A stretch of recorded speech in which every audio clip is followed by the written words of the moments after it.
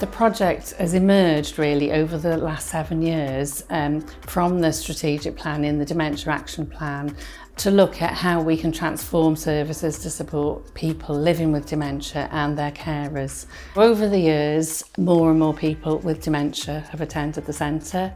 All the staff have benefited from a 5-day training programme, and their expertise has really grown. I call them the Rondel House A-team now because I'm so proud of how they've transformed over the last few years.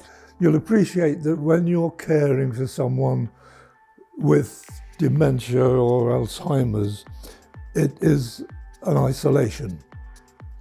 Now, the COVID thing for the last 2 years has simply exacerbated that isolation. It was quite stressful, really, and the 2 days that Anne comes here to the centre means that, first of all, I'm relieved of the responsibility and knowing that she's safe in the good hands, and then I can start being less isolated.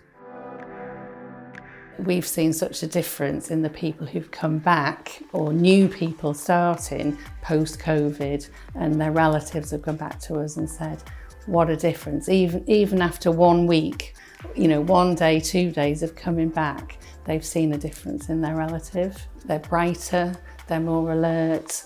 It's just relieved that isolation and, helped their concentration a bit more. So yeah, it's about being imaginative, creative and responding to what people want and need.